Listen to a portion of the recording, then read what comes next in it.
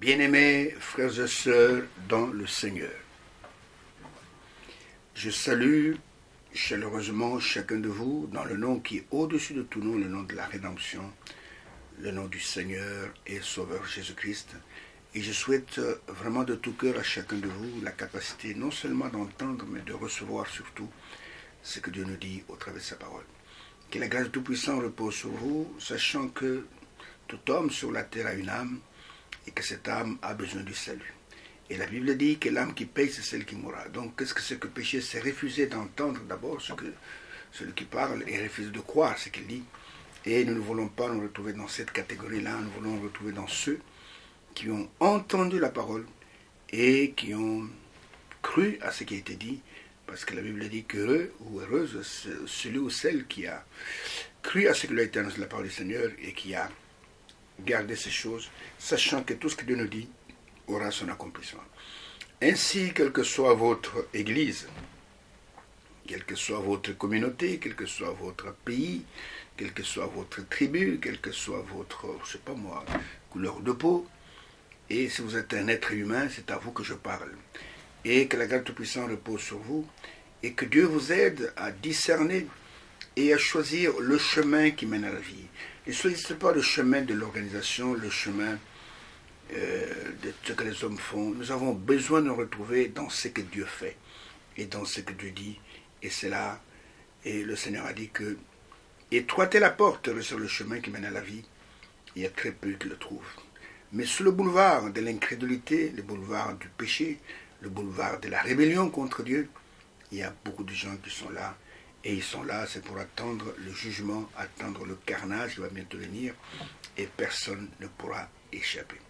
Ainsi que la grâce Tout-Puissant repose sur chacun de vous, et nous vous sommes très reconnaissants de tout cœur de tout ce que vous faites pour l'œuvre de Dieu, de tout ce que vous faites pour contribuer pour que ces émissions aillent de l'avant. Premièrement, nous vous sommes reconnaissants pour vos prières qui nous soutiennent. Nous vous sommes reconnaissants pour vos aides financières, pour que nous puissions boucler le budget de ces émissions. Nous sommes reconnaissants de tout ce que vous faites de dons matériels pour ces émissions, et que la grâce du Tout-Puissant repose sur chacun de vous, et surtout pour les prières, et vous priez pour nous, afin que nous soyons en bonne santé, tant physique que spirituelle que psychique, pour pouvoir vous parler valablement de la part du Dieu Tout-Puissant, et que ce que nous disons puisse être percutant dans vos cœurs, que cela puisse vous amener à fuir le monde et à trouver refuge auprès du seul Sauveur qui existe. Il n'y en a pas deux, il n'y en a pas trois. Quel que soit le nombre de religions qu'il y a sur la terre, il n'y a qu'un seul Sauveur. Et ce Sauveur, il a un seul nom. Ce nom, c'est le Seigneur Jésus-Christ. Et Jésus signifie Yahweh Sauveur. C'est-à-dire que Yahweh, qui est devenu notre parent rédempteur. En dehors de cela, tous ceux qu'on appelle des sauveurs sur la terre, en dehors de Jésus, ce sont des faux sauveurs. Ce n'est que du blabla. Ainsi, nous voyons que le seul qui a payé le prix de notre rachat sur le bois du Calvaire, qui a donné sa vie, qui a versé son sang pour que toi et moi, nous soyons des fils, des filles de Dieu, c'est lui. C'est en Jésus seul que nous sommes devenus des fils, des filles de Dieu. Et nous voyons qu'en lui seul, nous avons le salut. En lui seul, nous pouvons avoir accès à l'héritage du Père. En lui seul, c'est vrai, nous sommes devenus des concitoyens des saints et gens de la maison de Dieu. Ainsi que la grâce Tout-Puissant repose sur chacun de nous. Et soyez attentifs à ce que vous allez entendre, parce que c'est pour vous que Dieu parle. C'est pour les prédestinés de ceux dont le nom sont dans le livre de vie de l'agneau, pour que vous puissiez expérimenter tout ce que le Père a promis pour nous, et que vous puissiez entrer dans la gloire éternelle, où la mort n'existera plus, la maladie n'existera plus, et nous serons dans le bonheur éternel. Et personne, aucun démon n'existera plus, il n'y aura plus de bars, il n'y aura plus de cimetières, il n'y aura plus d'hôpitaux, nous serons simplement dans la joie éternelle. Est-ce que Dieu vous bénisse, et que si ces émissions vous atteignent, que vous soyez en Afrique, sur le continent africain, c'est très bien, que vous soyez sur le continent européen, c'est très bien, que vous soyez sur le continent américain, les deux continents américains, c'est bien, que vous soyez en Asie, que vous soyez au Proche, au Moyen-Orient, que vous soyez dans n'importe quel endroit du globe, en Océanie, que la grâce du Tout-Puissant repose sur chacun de vous.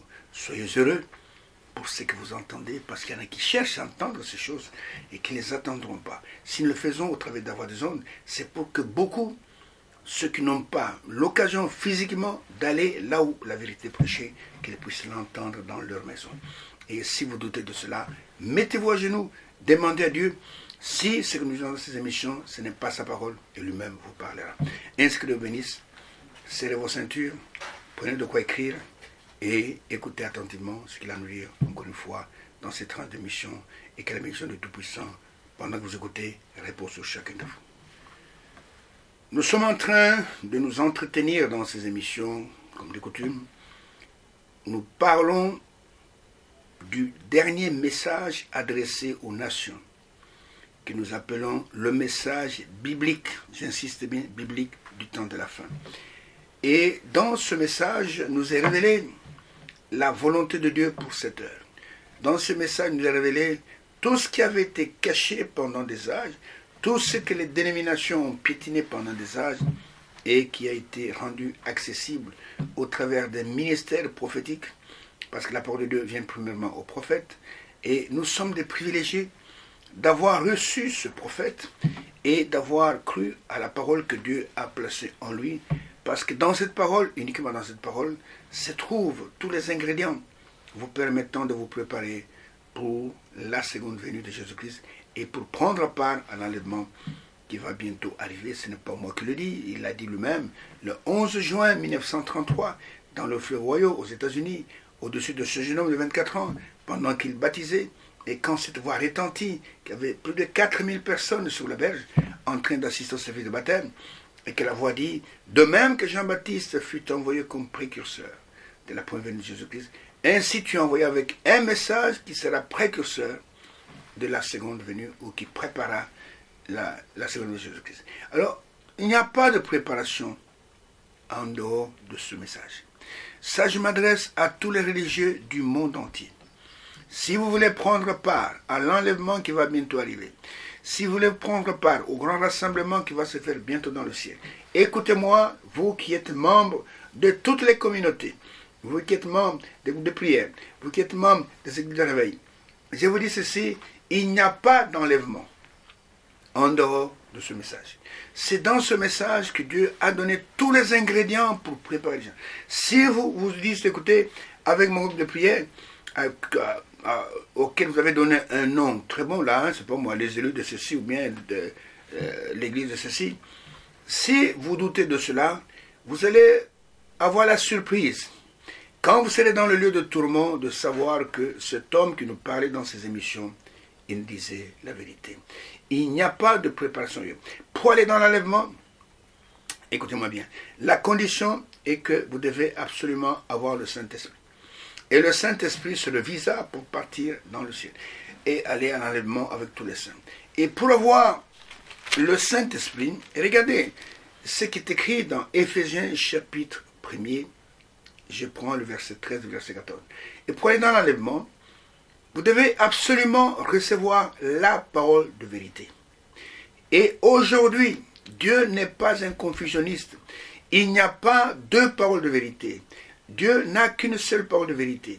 Et aujourd'hui, cette parole de vérité, c'est ce message que vous écoutez. C'est le seul message que Dieu a confirmé. Dieu n'a jamais confirmé aucune dénomination. Montrez-moi même dans l'histoire où Dieu a confirmé une dénomination, ça n'existe pas. Même dans l'Ancien Testament, Dieu avait des prophètes. Et ces prophètes étaient des hommes envoyés de Dieu. Ils ne faisaient pas partie des organisations. Ils ne faisaient pas partie des religieux qui étaient là. Non, c'était des hommes séparés. Aujourd'hui, c'est la même chose. Dieu n'a jamais... Montre-moi une seule dénomination où Dieu a confirmé sa parole dans cette dénomination. Ça n'existe pas. Ils peuvent, c'est vrai, avoir des onctions. Ils peuvent parler en langue, ils peuvent sauter en l'air. Ils peuvent, c'est pas moi, même prier pour les malades sont guéris. Mais il n'y a aucune confirmation que Dieu puisse dire que je suis dans cette organisation. Dieu n'a jamais été le Dieu des organisations parce qu'il n'est pas l'auteur d'aucune d'entre elles, qu'aucune dénomination n'est l'émanation du Saint-Esprit. Alors, dans Éphésiens chapitre 1er, verset 12, et plutôt verset 13, verset 14, il est écrit, « En lui, c'est-à-dire en Christ, vous aussi, après avoir entendu la parole de la vérité. » Et la parole de la vérité aujourd'hui, c'est ce message. C'est le seul qui l'a confirmé par des signes, par des prodiges, par des miracles. C'est le seul que Dieu a confirmé en envoyant un prophète majeur de la temple d'Élie le Tishbite. C'est donc il est écrit dans Malachie chapitre 4, verset 5, verset 6, que voici, je vous enverrai Élie le prophète, avant que le jour de l'Éternel arrive. C'est ce grand et redoutable. Et quand il viendra, il doit ramener, pour notre temps, les cœurs des enfants de cet âge à la foi des pères apostoliques. Et c'est ce message, c'est le seul qui ramène les cœurs à la foi apostolique. Vous comprenez? Les autres sont ancrés dans leur credo, dans leur dénomination, et surtout dans la doctrine de la Sainte Trinité. Quiconque a la doctrine de la Sainte Trinité ne fait pas partie du groupe des élus qui rend l'enlèvement. Quiconque croit qu'il y a 3 personnes en Dieu, il est exclu. Il n'est pas, parce que l'Église véritable doit connaître qui est Jésus. L'Église véritable et connaît le véritable Dieu. Vous comprenez? L'Église véritable, tel que le Seigneur a dit que sur ce roc, je bâtirai mon Église. Et quel roc? Le roc, c'est la révélation de ce qu'il est. Et même les portes du siège de mort ne prévaudront point contre elle. C'est la seule Église qui connaît la vérité sur la divinité. Vous comprenez? Et les autres peuvent copier. Aujourd'hui, nous avons pas mal de groupes de prière qui baptisent au nom de Jésus-Christ. Bravo, mais qui n'ont aucune révélation de ce qu'il est. Ils ne savent pas qui est le Fils de Dieu. Si vous leur posez la question, monsieur, que dites-vous de Jésus en tant que Fils de Dieu? Ils sont incapables de vous répondre. Mais l'apôtre Jean, qui fait part de la troupe des élus, il a dit dans sa première épître, au chapitre 5, 1 Jean chapitre 5, verset 20, il dit, nous savons que le Fils de Dieu est venu. Nous savons qu'il est venu. Et qu'il nous a donné l'intelligence pour connaître le véritable. Et nous sommes dans le véritable, en son Fils Jésus-Christ. C'est lui, ce Fils-là, celui, qui est le véritable et la vie éternelle. Petits enfants, gardez-vous des idoles. Alors il est dit ici, je rentre dans Éphésiens, la chapitre 1er, en lui, vous aussi, après avoir pas avant entendu la parole de la vérité, l'évangile de votre salut, pas de votre perdition, en lui, vous avez cru et vous avez été scellés du Saint-Esprit qui avait été promis, qui est l'exigence de Dieu pour prendre part à l'enlèvement, lequel est un gage de notre héritage pour la rédemption de ceux que Dieu s'est acquis pour célébrer sa gloire. Vous comprenez? Et pour avoir le Saint-Esprit, vous devez absolument, et, comment je veux dire, entendre premièrement la parole de vérité. C'est pourquoi je peux vous dire ceci. Il n'y a pas de scellement du Saint-Esprit. Il n'y a pas de baptême du Saint-Esprit en dehors de ce message que vous écoutez dans ces émissions. Et qui est prêché aussi par des hommes de Dieu, appelés de Dieu. Pas ceux qui sont établis même dans le ministère au travers du monde entier. Alors vous devez absolument écouter la parole de vérité. Vous devez qu'il y ait aussi l'évangile de votre salut. Et vous devez croire dans cet évangile. Et quand vous croyez, Dieu vous scelle du Saint-Esprit, qui est une promesse, qui a été promise par le Père, et qui est aussi le gage, comme un acompte de notre héritage. Que Dieu s'est réservé, de tout ce que Dieu s'est réservé pour célébrer sa gloire. Alors, nous voyons ceci. Nous sommes en train de parler d'un sujet capital. C'est Abraham et sa postérité après lui. Pourquoi nous parlons d'Abraham? Parce que Dieu a mis toutes les bénédictions adressées au monde entier dans cet homme. Et le Messie est appelé fils d'Abraham. Vous comprenez? À cause de sa foi. Cet homme avait une grande foi. Alors, nous voyons que nous sommes arrivés au point où nous avons lu dans le psaume 22. Le psaume 22. Et là, à la fin de ce psaume, le psaume 22, et où il est dit que sa postérité le servira. Nous parlons maintenant de la postérité. Nous avons beaucoup parlé d'Abraham. Nous sommes dans la postérité. Et sa postérité, ce Christ, c'est la véritable postérité. Alors, verset 31, verset 32, il est écrit, je relis encore, la postérité le servira. On parlera de lui à la génération future. Quand elle viendra, cette postérité, il annoncera sa justice, il annoncera son œuvre au peuple nouveau-né. Ça a été prophétisé dans le psaume 22, montrant qu'il aura une postérité. Cette postérité dont il est aussi question dans Ésaïe 53, verset 10, qu'après avoir livré son âme en sacrifice pour le péché, il verra une postérité. Il prolongera ses jours, et l'œuvre de l'Éternel prospérera entre ses mains. Alors ici, il est dit que quand cette postérité viendra, et elle le servira. Ça, c'est la première chose. Et de deux, elle parlera du Seigneur. Pas de la dénomination, pas du mouvement religieux, pas des œuvres des hommes. Elle parlera du Seigneur à la génération future. Non seulement ça, et quand elle viendra, elle annoncera sa justice. Et sa justice, c'est sa parole. Et elle annoncera son œuvre au peuple nouveau-né. Vous voyez ici qu'elle va adresser sa parole, ce peuple qui a expérimenté la nouvelle naissance, au peuple nouveau-né. Et nous voyons que la nouvelle naissance, ce n'est que dans le Nouveau Testament. Dans l'Ancien Testament, personne n'était né de nouveau. Mais elle annoncera son œuvre au peuple qui est né de nouveau, et ce sont eux qui vont prendre part à cette œuvre qui sera annoncée par cette postérité. Alors nous voyons, mes bien-aimés frères, que Dieu a sa postérité sur la terre. Et cette postérité, elle est sa force terrestre.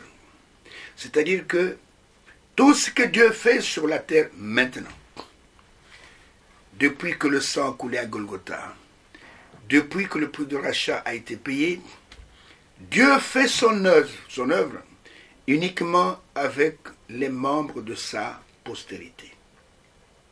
C'est donc qu'il est écrit, comme je l'ai dit tout à l'heure, Ésaïe 53, verset 10, qu'après avoir livré son âme en sacrifice pour le péché, il verra une postérité. Au travers de cette postérité, il prolongera ce jour, c'est-à-dire que pendant qu'on pense qu'il est mort, que c'est fini, l'œuvre va continuer. Vous comprenez? Et au travers de sa postérité, il va prolonger ce jour. C'est comme humainement parlant, c'est vrai, un homme, quand il meurt, on pense qu'il est mort, mais il continue à vivre au travers de sa postérité, au travers de ses enfants. Vous savez, quand on va prendre le sang de ses enfants et le sang de cet homme qui vient de mourir, on va voir qu'ils ont le même ADN. C'est-à-dire que l'ADN qui était dans le père va poursuivre l'œuvre au travers de l'ADN des enfants. Vous comprenez? Et ici, après qu'il soit mort, écoutez, les gens vont penser que c'est fini. Les Sanhedrins pensent que c'était fini. Mais il va poursuivre il va prolonger ses jours au travers de sa postérité. Et l'œuvre de l'Éternel, pas l'œuvre des hommes, pas l'œuvre des organisations, l'œuvre de l'Éternel prospérera, pas s'arrêtera, prospérera entre ses mains. Jésus est mort sur le bois du Calvaire, mais Jésus a continué à vivre au travers de sa postérité. Jésus, son œuvre ne s'est pas arrêtée à Golgotha. Au contraire, après Golgotha, l'œuvre s'est agrandie, l'œuvre a poussé.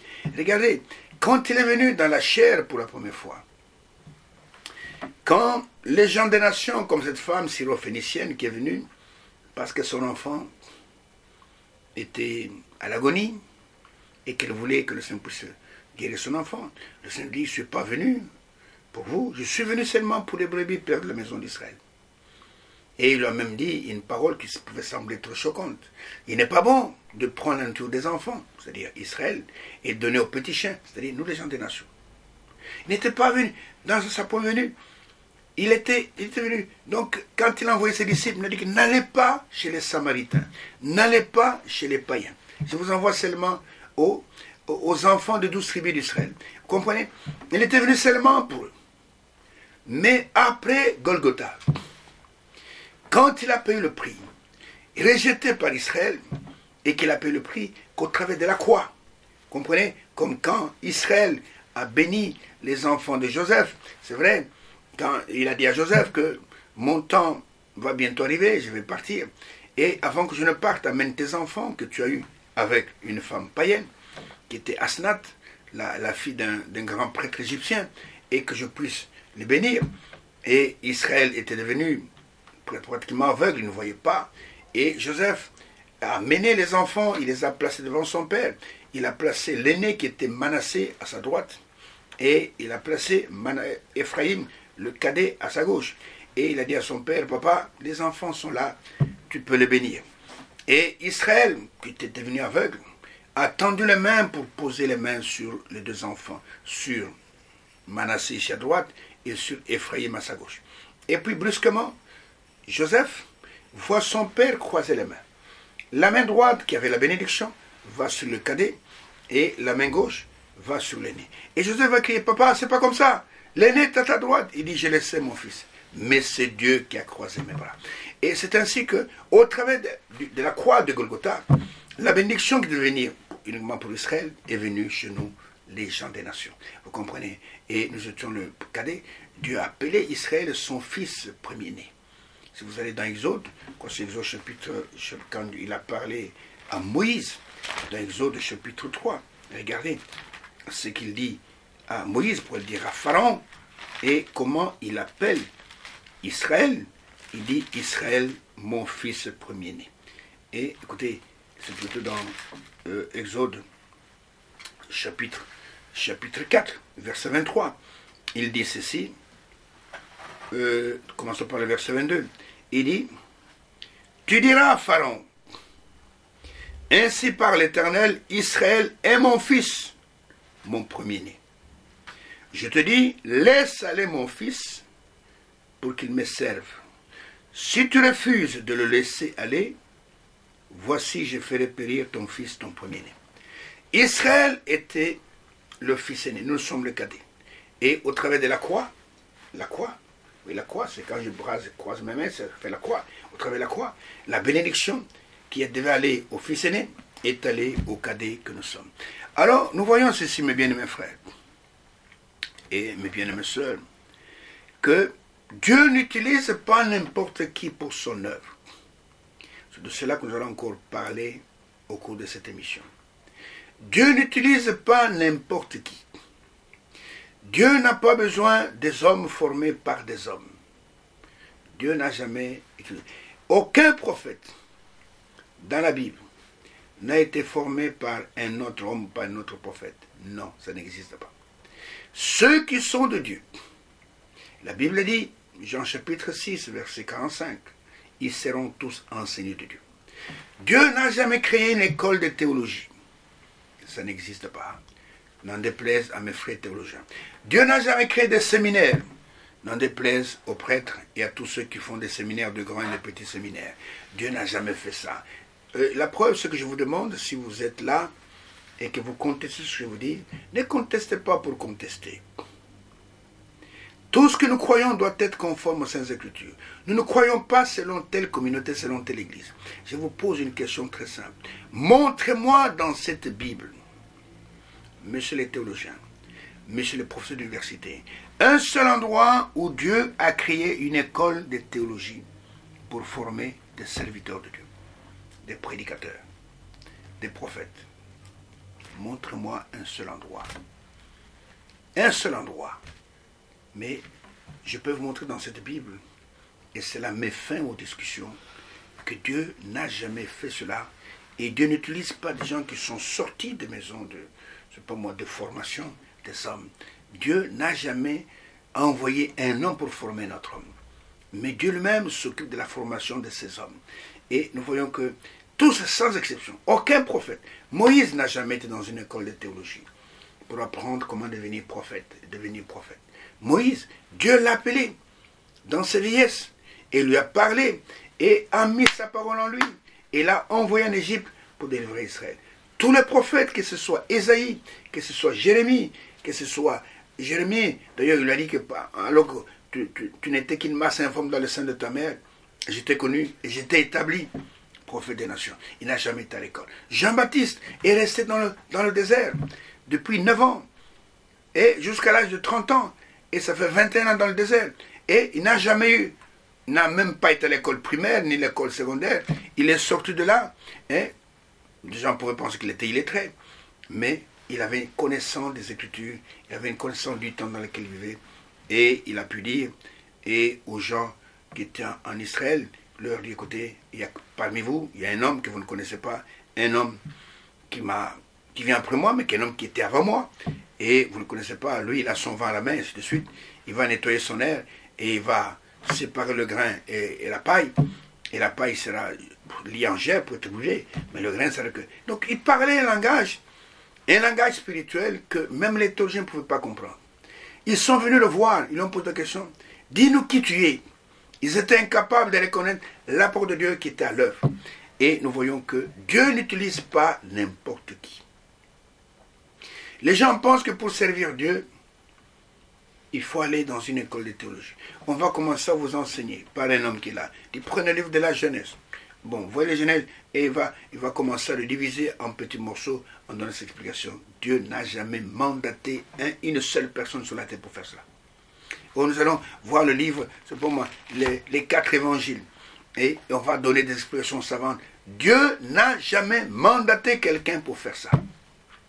Tous ceux qui font cela, ils le font en dehors de la volonté de Dieu. Et ils payeront pour cela. Dieu, il est le seul qui enseigne son peuple. Comme j'ai dit tout à l'heure, dans Jean chapitre 6, verset 45, il est écrit dans les prophètes, ils seront tous enseignés de Dieu. Tous, sans exception. Pas enseignés par des théologiens. Ainsi quiconque a entendu le Père, a reçu son enseignement, vient à moi. Ils seront tous enseignés de Dieu.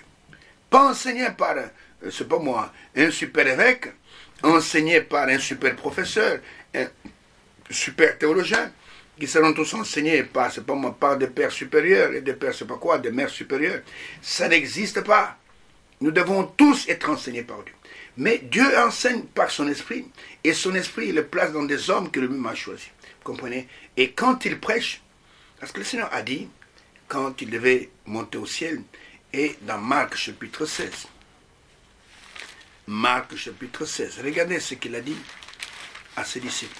Je voudrais que vous puissiez comprendre cela attentivement avant que nous le dire.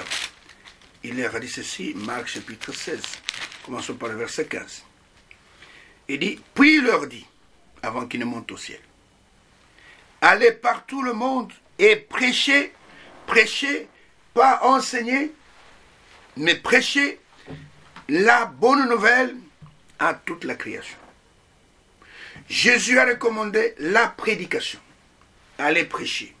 Et la prédication s'est faite sous l'onction du Saint-Esprit. Allez prêcher à toute, donc prêcher la bonne nouvelle à toute la création. Et les hommes, et il va donner les signes qui vont accompagner ceux qui croiront. Et dans ces signes, il y a des guérisons, il y a des miracles. C'est une honte aujourd'hui de voir des hôpitaux qui appartiennent à des églises. Je ne dis pas que l'hôpital est mauvais. À César ce qui est à César. Et à Dieu ce qui est à Dieu. Nous sommes très reconnaissants à tous ceux qui ont fait des hôpitaux qui soignent les gens. Et le médecin, c'est un auxiliaire de Dieu. Les médecins sont des serviteurs de Dieu. Ils ne savent pas guérir, mais ils contribuent un peu à aider les gens à trouver la guérison. Ils donnent des médicaments. Ces médicaments sont fabriqués avec des plantes que Dieu a créées. Tous les médicaments. Il n'y a aucun médicament qui vient d'ailleurs. Les médicaments sont faits avec les choses que Dieu a créées. C'est ainsi que le médecin ne guérit pas. Les médecins, ils vous donnent des directives. Il peut même opérer. Écoutez, on vous opère. Et on attend la cicatrisation. Qui cicatrise? Ce n'est pas le médecin. C'est Dieu qui cicatrise. Vous comprenez? Et nous voyons que Dieu n'utilise nullement de personnes formées par des hommes. Et Dieu n'a pas d'école de théologie. Dieu n'a pas d'école de prophètes. Dieu n'a pas d'école de pasteurs. Dieu n'a pas d'école d'évangélistes. Dieu n'a pas d'école de docteurs. J'avais vu il y a quelque temps ici dans la ville de Kinshasa, en RDC, une affiche, une publicité dans la rue et d'une école de pasteurs où il disait formation accélérée de pasteurs en 3 mois pour devenir pasteur. En 3 mois. Ce sont simplement des aventures qui sont faites par des aventuriers. On vous dit, écoutez, en 3 mois, on fait de vous un pasteur. On va vous bourrer des interprétations des Saintes Écritures qui ne viennent pas du Saint-Esprit. Et on vous dit, en 3 mois, on fait de vous un pasteur. Il y en a qui vont s'inscrire là-bas. J'avais vu un jeune homme qui était venu me voir. Il me dit, pasteur, je suis en train de suivre une formation là pour devenir pasteur. Je lui ai dit, tu es en train de perdre ton temps. Les vrais pasteurs ne sont pas formés dans des écoles. Et la dénomination vous forme, et puis vous donne un diplôme, et puis elle vous donne une paroisse ou une église, et elle vous dit, écoutez, maintenant vous êtes bien formé pour devenir pasteur, et on vous donne un petit col roulé là, un petit col blanc, que vous mettez autour du cou, avec une chemise grise, ou une chemise rouge, ou une chemise bleue, et vous êtes devenu pasteur. Ce sont des aventures. Excusez-moi, c'est plus dur, ce sont des aventures. Le seul uniforme que nous avons besoin pour porter, pour servir Dieu, c'est le Saint-Esprit. Ce costume noir qu'on te donne, ce costume bleu, costume blanc, avec ce petit col roulé, c'est pas moi, col romain, que tu mets autour du cou, Dieu n'en a pas besoin. Paul n'a jamais porté ça. Pierre n'a jamais porté ça. Pose-toi la question, d'où ça vient? Tu es fier de porter ça. Mais c'est une marque du romanisme. Ça ne vient pas de Dieu. Montre-moi dans cette Bible où les apôtres ont porté de telles histoires. Et le Seigneur a dit à ses disciples qu'ils n'étaient pas encore des apôtres. L'apôtre signifie l'envoyé. Et il leur a dit simplement, demeurez à Jérusalem. Ne prêchez pas, ne faites rien, ne baptisez pas, jusqu'à ce que vous serez revêtus la puissance d'homme. C'est Actes chapitre 1er. Je vais quand même lire parce que tout le monde ne connaît parfois pas les Écritures. Et parfois quand je parle, il peut penser que j'invente des histoires. Commençons, Actes chapitre 1er, commençons par le verset 4. Et je vais aller jusqu'au verset, même jusqu'au verset 9. Comme il s'est trouvé avec eux, c'est-à-dire Jésus, il leur recommanda, c'est une exigence de Dieu, il leur recommanda de ne pas s'éloigner de Jérusalem, mais d'attendre ce que le Père avait promis, ce que je vous ai annoncé, leur dit-il, car Jean a baptisé d'eau, mais vous, dans peu de jours, vous serez baptisés du Saint-Esprit. Il leur dit, ne quittez pas Jérusalem. Demeurez à Jérusalem. Pourquoi? Parce qu'il y a une écriture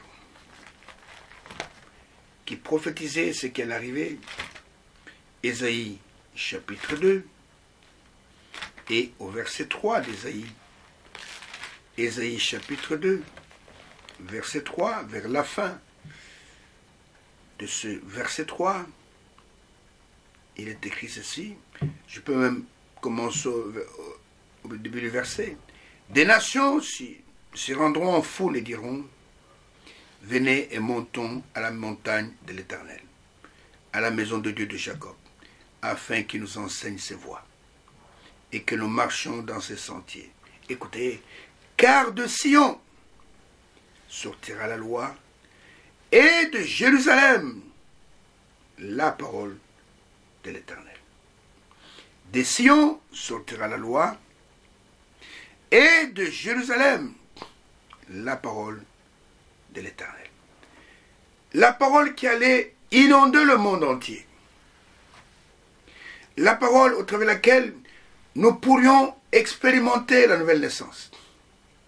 La parole au travers de laquelle nous pouvons devenir des enfants de Dieu, va se répandre dans le monde entier à partir de Jérusalem. Pas à partir de Rome, pas à partir des États-Unis, à partir de Jérusalem. Tout doit partir à partir de Jérusalem. Pourquoi le Seigneur dit à ses disciples, ne vous éloignez pas de Jérusalem. Demeurez à Jérusalem. Parce que tout va commencer par là. Bethléem était la ville de la naissance du Messie. Mais Jérusalem est la ville au travers de laquelle le message de Dieu, la parole de Dieu, va partir de Jérusalem et va inonder toute la terre, va se répandre sur toute la terre. Demeurez à Jérusalem.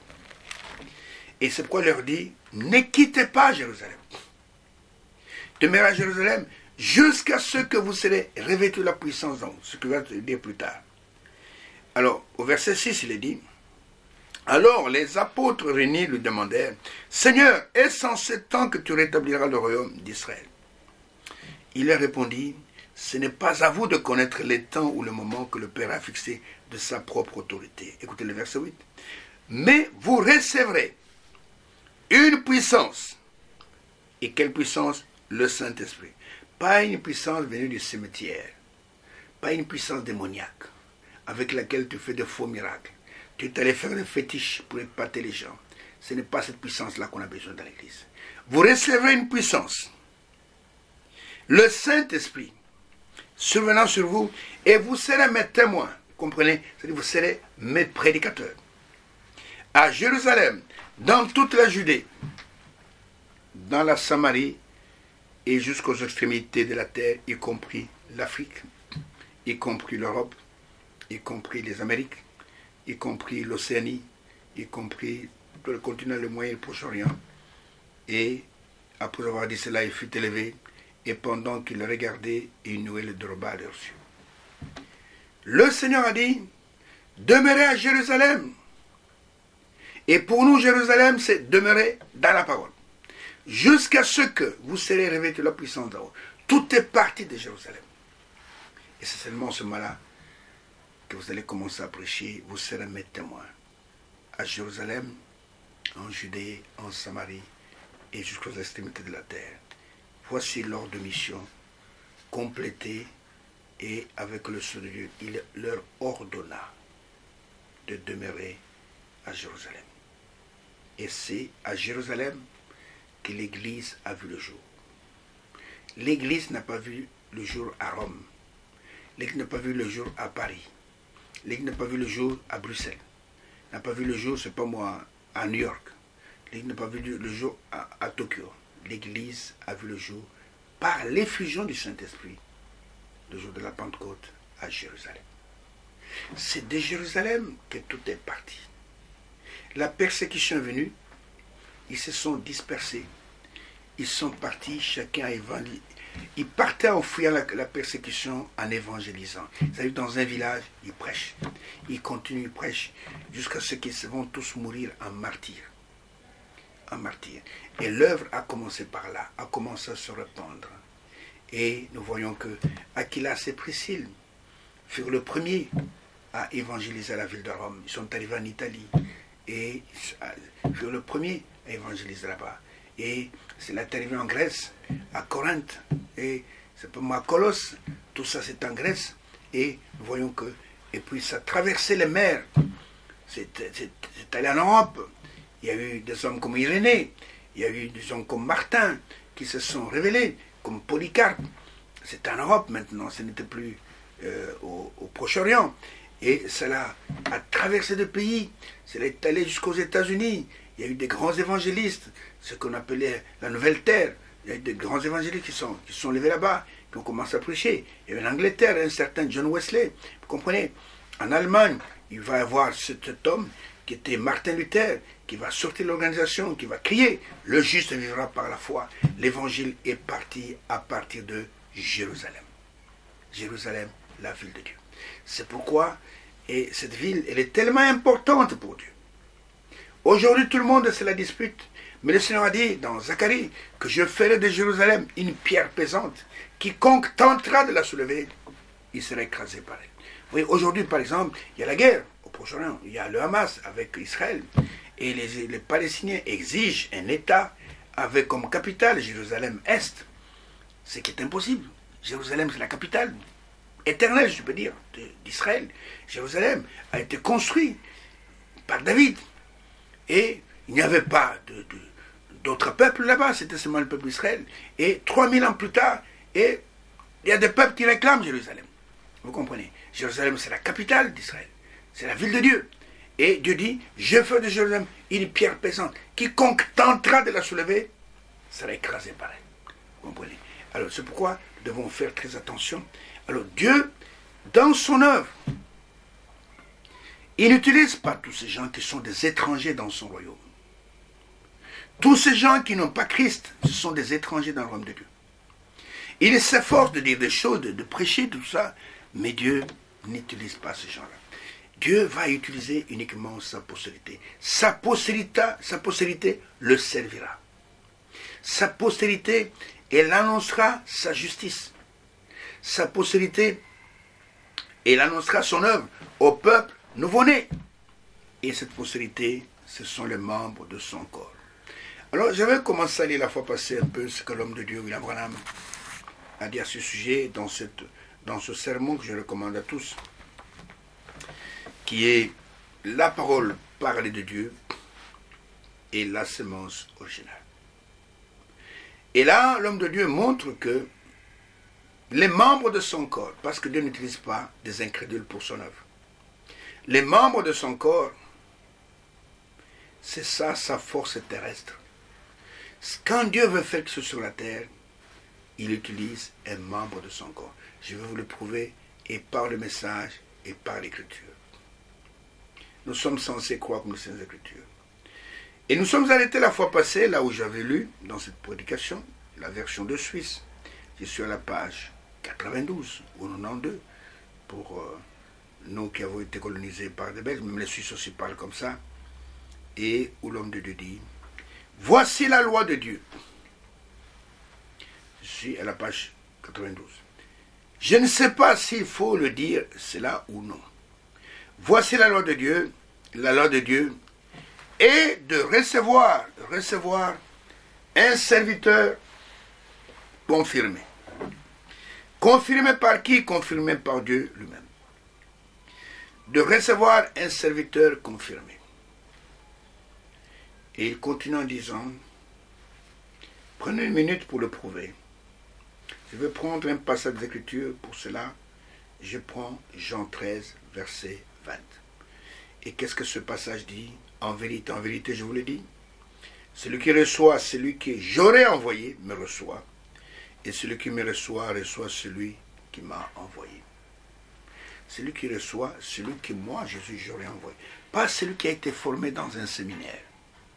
Pas celui qui a été formé dans une école de théologie. Et Frère continue en disant, un serviteur confirmé aux frères. Il y aura là de quoi faire 1 millier de prédications.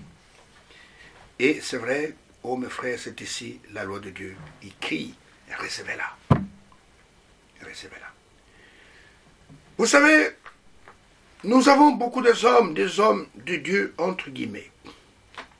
Ils sont pleins sur la terre. Ici dans la ville de Kinshasa, je vois la télévision, des gens se présentent, je suis tel, que je suis serviteur de Dieu, je suis l'apôtre de Dieu, je suis le prophète de Dieu. Je vous pose la question. Est-ce que c'est Dieu qui t'a dit que tu es son serviteur? Est-ce que c'est Dieu qui t'a appelé?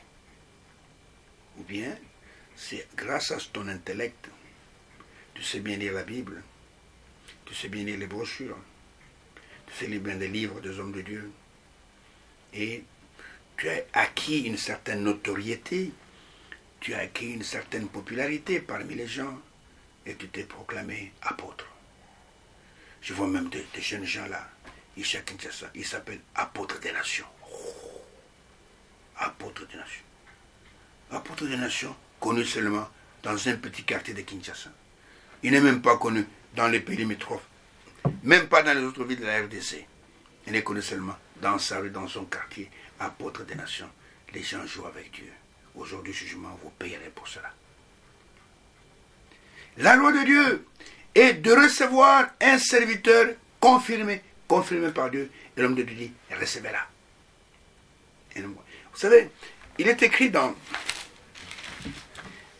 Jean chapitre 1er. J'ai toujours aimé ce verset. Chapitre 1er, verset 6. Jean chapitre 1er, verset 6. Regardez ce qui est écrit. Après avoir parlé de la parole qui est au commencement, il dit, il y eut un homme envoyé de Dieu, pas envoyé d'une communauté. Son nom était Jean. Il y eut un homme, non pas envoyé par une communauté. On vous forme, on vous donne un diplôme, on vous dit, écoutez, on vous envoie à Kisangani pour devenir pasteur dans une église. Vous prenez vos bagages, vous allez à Kisangani et vous êtes devenu pasteur. Ou vous êtes dans une grande communauté internationale qui est aux États-Unis, qui est en Allemagne, qui est en France. On vous envoie, vous allez devenir pasteur, allez dans la ville de Lubumbashi, en RDC. Vous venez là-bas avec vos bagages, je suis de nouveau pasteur. Ça se joue avec Dieu. Dieu n'aime pas dans ces choses-là. Dieu, il est celui qui appelle, il est celui qui envoie. Ici, il y avait beaucoup de religieux en Israël en ce temps-là. Mais ce n'étaient pas des gens envoyés de Dieu. Et ici, il est dit pour Jean, il y eut un homme envoyé de Dieu. Et celui que Dieu envoie, selon Jean chapitre 3, verset 35, Jean chapitre 3, verset 35, ou plutôt 34, il est écrit ceci, car celui que Dieu a envoyé dit les paroles de Dieu. Celui que Dieu envoie, il dit les oracles de Dieu. Si Dieu vous envoie, vous n'allez pas prendre la parole de l'ennemi, commencer à la prononcer. Vous ne serez pas dans les interprétations. Vous allez parler valablement de la parole de Dieu. Comme il a dit, quand nous avons lu dans Jean chapitre 13, verset 20, que celui, en même temps je vous l'ai dit, que celui qui reçoit celui que je lui ai envoyé, et me reçoit, et celui qui me reçoit, parce qu'il met ses paroles en lui. Quand Dieu a envoyé Moïse, il a mis sa parole en Moïse. Moïse n'est pas parti en Égypte avec ses propres paroles. Moïse est parti avec le ainsi dit le Seigneur. Et c'est valable pour tous les serviteurs de Dieu. Si c'est Dieu qui vous envoie, il prend ses paroles, il met en vous. Il a dit à Moïse, je mettrai mes paroles dans ta bouche. Et ton frère, Aaron, te servira de prophète. Tu seras Dieu pour Aaron. Et quand Dieu nous envoie quelqu'un, il met ses paroles en lui pour que cet homme puisse parler valablement de lui. Vous comprenez? Qu'il puisse parler. Alors, Jean ici il dit qu'il y eut un homme envoyé de Dieu, son nom était Jean. Il vint pour servir de témoin, pour rendre témoignage à la lumière. Et afin que tous croient par lui. Pour rendre témoignage à la véritable parole qui est la lumière. Il n'était pas la lumière. Souvent les gens confondent l'envoyé et celui qui l'a envoyé. Mais il parut pour rendre témoignage à la lumière. Tous ceux qui prennent William Branham comme étant leur Dieu, ils commettent une erreur grave. William Branham n'est pas Dieu, il ne sera jamais Dieu, parce que Dieu, il est Dieu de toute éternité. Et ce n'est pas un homme qui était né sur cette terre, d'un homme et d'une femme, qui va devenir notre Dieu. Vous êtes grandement dans l'erreur, vous les adorateurs de William Branham, et même d'autres personnes. Vous qui adorez Marie, pensant qu'elle était une déesse, Marie était une jeune fille comme toute autre. Vous comprenez? Et que Dieu a utilisé pour naître dans la race humaine. C'est un instrument que Dieu a utilisé. Elle me dit, je me réjouis en Dieu mon Sauveur, qui a jeté son regard sur la bassesse de sa servante, pas sur la hauteur. Elle reconnaît la grâce que Dieu lui dit que désormais toutes les femmes, et tout le monde me dira bienheureuse, parce que j'ai été choisie parmi des milliards de femmes qui ont vécu sur la terre pour que je puisse porter dans mon sein le Fils promis, le Messie promis, et qui va racheter toute l'humanité de ses iniquités. Et nous voyons ici, et on dit ceci, que cette lumière que Jean a amenée était la véritable lumière qui, en venant dans le monde, éclaire tout homme. Donc, vous comprenez par là, quand Jean est apparu, il est dit, afin que tous croient par lui. Pourquoi? Parce qu'il était le porte-parole de Dieu pour ce temps-là. Normalement, quand Jean-Baptiste est apparu sur la scène, les pharisiens devaient fermer leurs portes. Les sadducéens devaient fermer leurs portes. Toutes les organisations devaient fermer leurs portes. C'est la même chose quand Jésus est apparu. Tout le monde devait fermer ses portes et venir écouter l'unique porte-parole de Dieu en ce temps-là. Et aujourd'hui, c'est la même chose. Dieu nous envoie un prophète puissant avec un message puissant. Il fallait que tout le monde ferme ses portes et qu'il vienne écouter un homme envoyé de Dieu. Pas un homme envoyé par une organisation envoyée de Dieu. Et je continue à lire ce que le prophète dit dans cette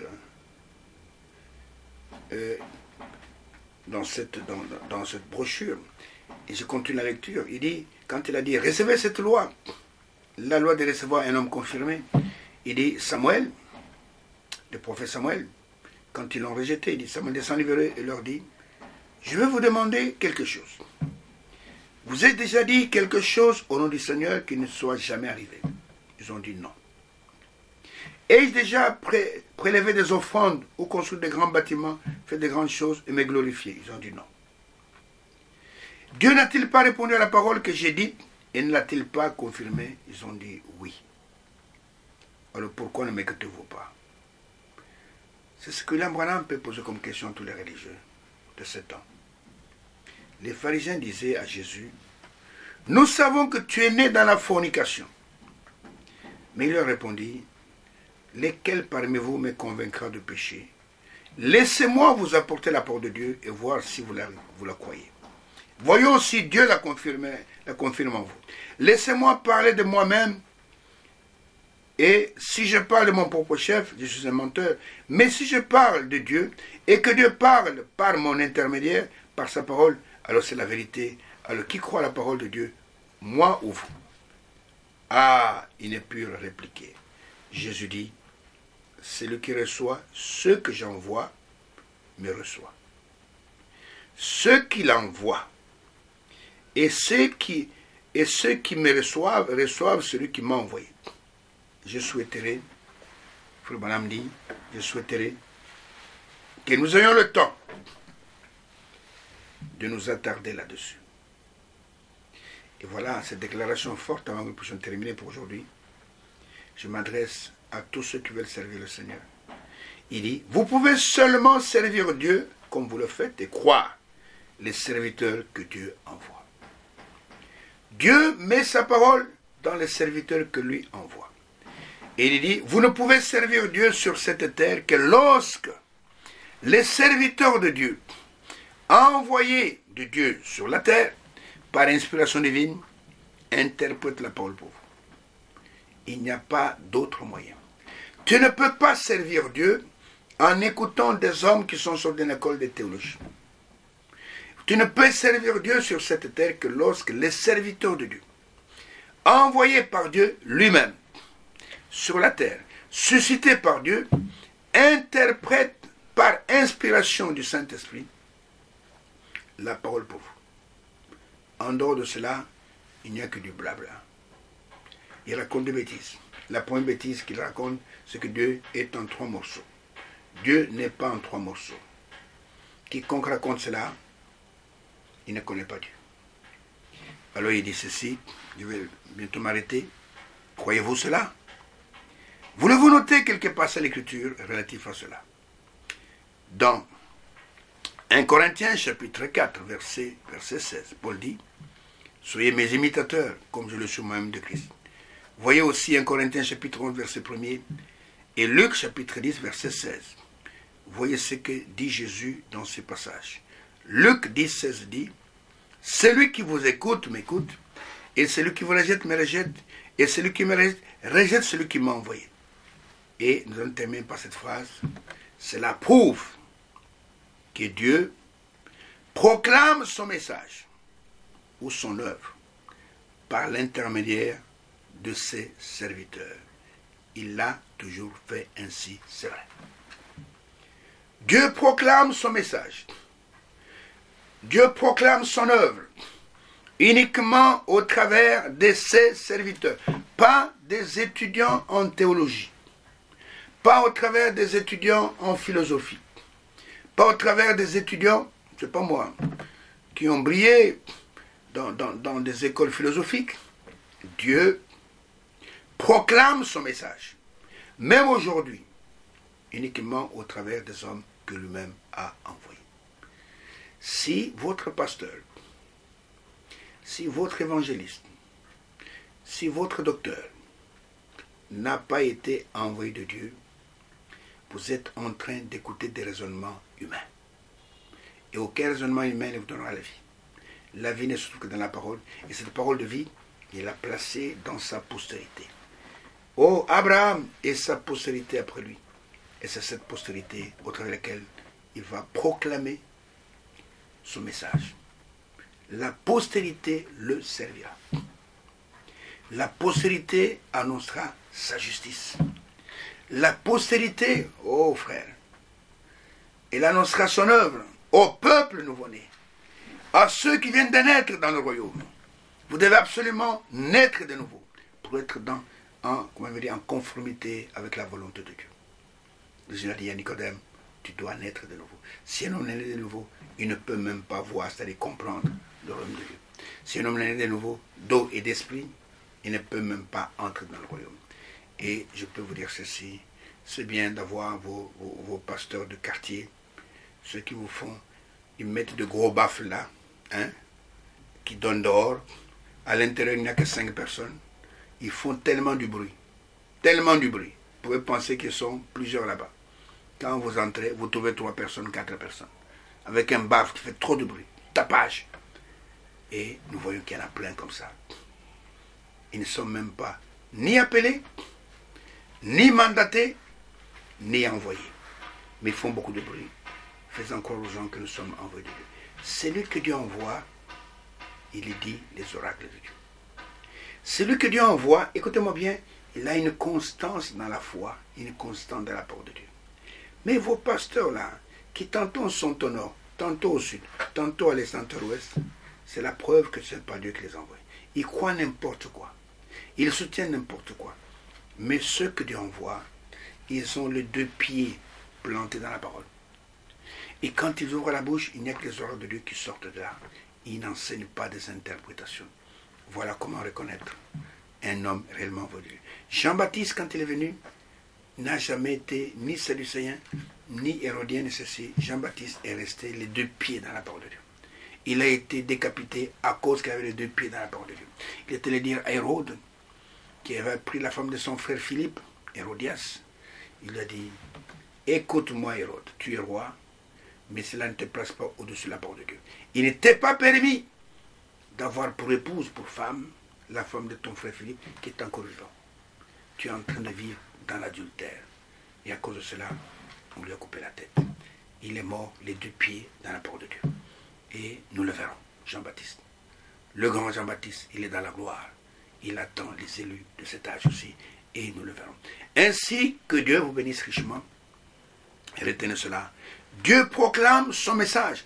Pas avec les bons lecteurs de la Bible et du message. Dieu proclame ce message uniquement par l'intermédiaire de ses serviteurs. Qui sont ces serviteurs? Ce sont les membres du corps. Qui sont ces membres du corps? C'est la sémence promise à Abraham. Que Dieu bénisse.